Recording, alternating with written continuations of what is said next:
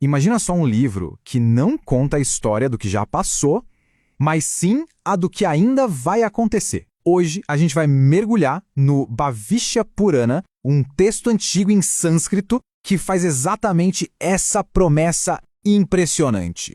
A pergunta que fica é fascinante, né? A simples ideia de que os eventos da nossa época pudessem ter sido registrados milhares de anos atrás, bom, isso desafia tudo o que a gente entende sobre história e sobre o próprio tempo. Olha, o próprio nome já entrega tudo. Bhavishya Purana se traduz literalmente como a história do futuro. Ele é um dos 18 Puranas principais e a autoria é atribuída ao mesmo sábio que compilou os textos védicos. A premissa dele é, para dizer o mínimo, extraordinária. Para a gente conseguir entender essa obra, que é bem complexa, vamos dividir nossa análise em 5 partes. Vamos começar com a ideia central, depois passar para as supostas profecias sobre figuras bíblicas, reis e religiões. Em seguida, a gente vai entender o contexto da Era de Kali e, por fim, a visão de mundo que amarra tudo isso. Então, vamos lá. Começando pela base de tudo. Como é que um texto pode se propor a ser uma história do futuro? A resposta está no jeito único como ele é narrado. Agora, o que é muito interessante aqui é a técnica poética. Ao contar o futuro usando o tempo verbal do passado, o autor, Vyasa, passa uma sensação de certeza, de que aquilo é inevitável. Para quem não conhece a poesia sânscrita, isso pode até parecer uma prova de que o texto foi escrito depois dos fatos, mas o material de origem defende que é só uma convenção literária mesmo. É aqui que a coisa começa a ficar ainda mais intrigante. O texto descreve eventos e personagens que têm paralelos impressionantes com narrativas muito conhecidas no mundo todo, principalmente as da tradição abraâmica. Dá uma olhada nessa comparação. O Purana fala de Adama e Ravyavati, um casal que vive numa floresta e desobedece uma ordem divina ao comer um fruto proibido de uma árvore pecaminosa. A semelhança com a história de Adão e Eva no Gênesis é de chamar a atenção no mínimo. E a história não para por aí, não. O texto detalha uma genealogia inteira que descende de Adama, com nomes e durações de vida incrivelmente específicas. Por exemplo, Svetanama teria vivido 912 anos, e Kinasa, curiosamente, viveu exatamente o mesmo que o avô. É um nível de detalhe que, olha, faz a gente parar para pensar. E aí vem um dos pontos mais impactantes. O texto descreve um homem chamado Nilrua. Ele é avisado por Vishnu sobre um dilúvio gigantesco e recebe ordens para construir um barco com dimensões bem específicas, 300 pés de comprimento, 50 de largura e 30 de altura. Essas medidas são praticamente idênticas às da Arca de Noé, se a gente considerar que um côvado equivale a mais ou menos um pé. É um dos paralelos mais diretos que a gente encontra no texto. Vamos avançar um pouco mais para ver como essa história se aprofunda. O Purana não se limita a essas narrativas. Ele também detalha a sucessão de dinastias indianas e o surgimento de outras grandes religiões do mundo.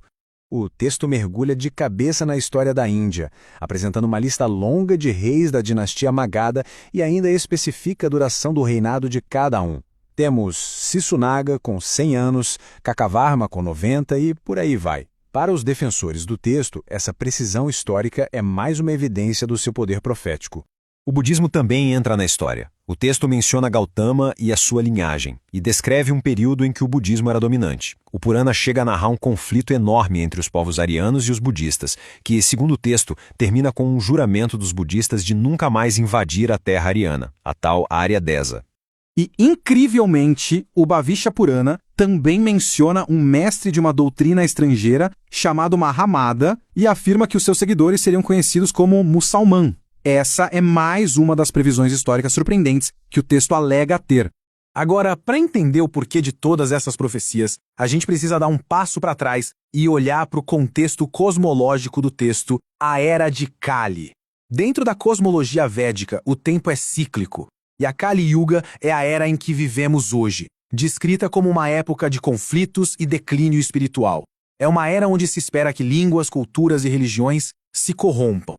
O texto introduz um termo-chave, mleksha, num contexto bem pesado, por meio de um ritual chamado Mleksha Yagna.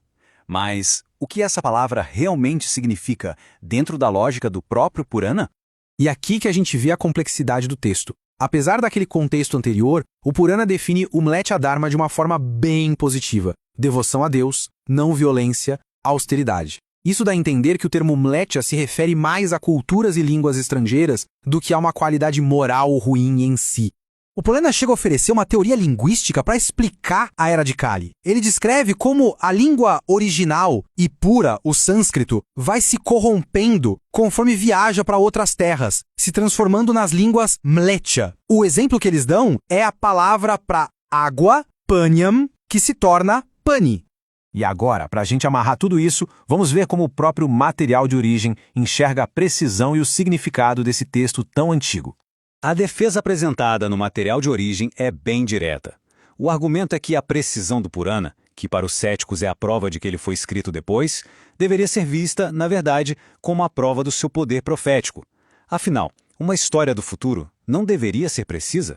E no final das contas, essa análise toda nos deixa com uma pergunta fundamental. Seja uma profecia genuína ou uma obra escrita bem depois, o Bhavishya Purana nos força a pensar. O que significa quando a história é escrita antes de acontecer? E como isso muda o jeito que a gente conta nosso passado e imagina nosso futuro?